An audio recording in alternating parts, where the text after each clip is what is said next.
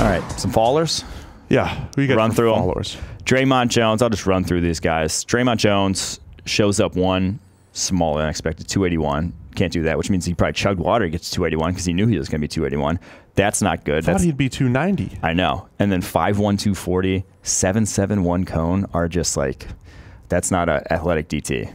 Right. That's not. That's a for. And then he's not even a DT at 281. He's a D end. And then that's not. That's just awful. And the bigger issue for him is he's competing with a lot of different guys in that first and second round range on the interior. I wouldn't be surprised if he falls third, fourth at this point. That's just ugly.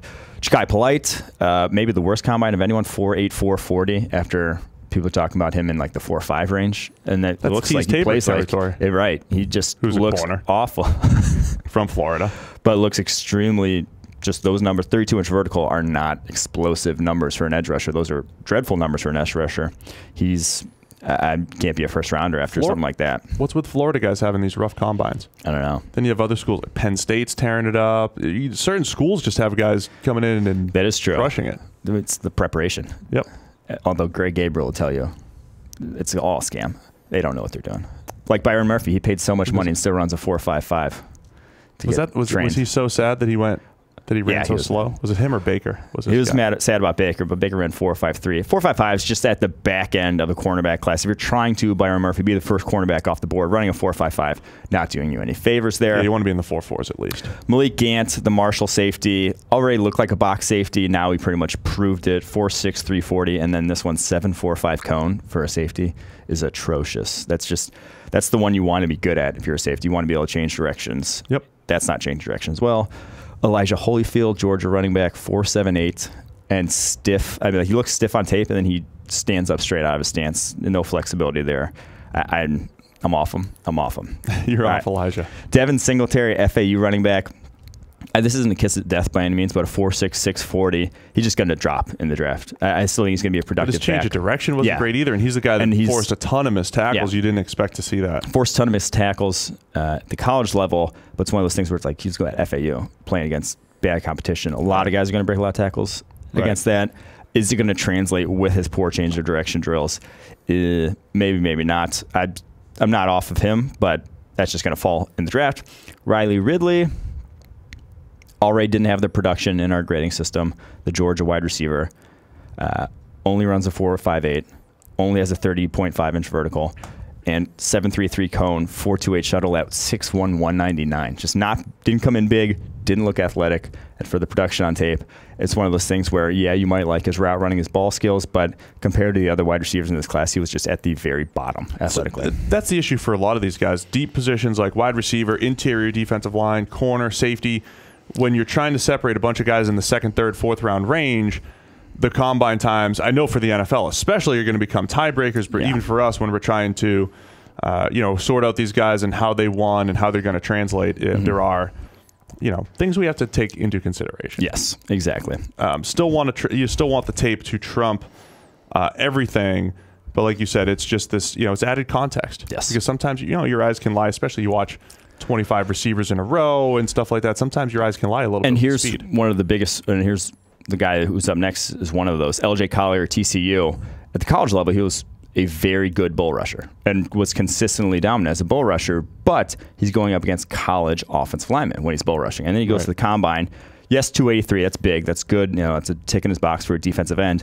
But 4'9", 140 is just for that size. 30-inch vertical, 9'10 broad jump, and then 7.71 cone and 4.78 shuttle. It doesn't give the indication of an explosive guy who the bull rush is going to work consistently for him at the NFL level. Right. So you could do it at the college level because he was technique-wise had it, but the explosiveness has to be there at the NFL level to be consistent bull rusher.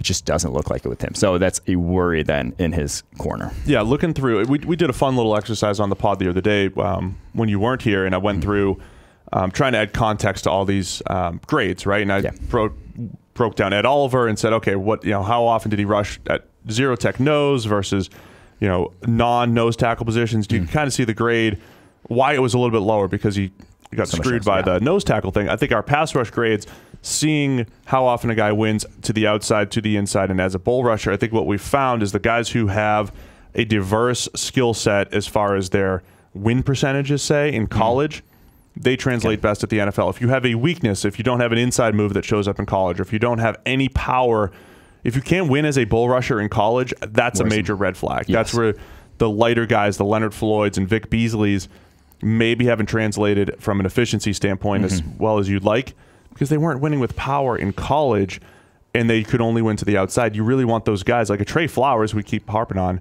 He had a really good distribution of wins in college, and I think that's part of the reason why he translated at the next level. I agree. Yeah, I think that's a very important skill set. We have those breakdowns in the draft guide where guys win, and it's I think it's important context.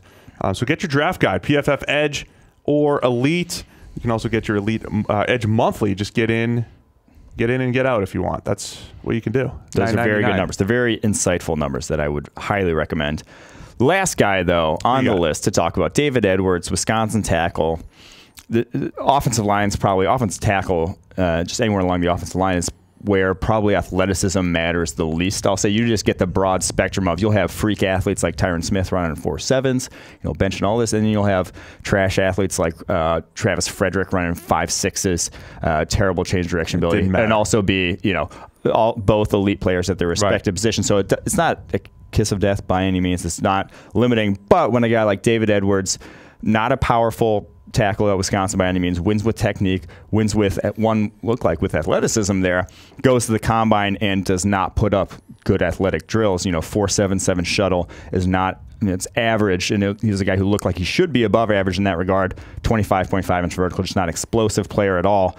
That's when it's worrisome. It's when a guy looked like he was a good athlete on tape and then he wasn't actually. So is that athleticism going to come back to haunt him at the NFL level? It's worth questioning. And another guy like Edwards, who could be anywhere in that 2nd to 4th round range at best, and sorting him out of that other group of that 2nd, 3rd tier tackles. Yes, that doesn't do himself. Exactly, that doesn't do him any favors.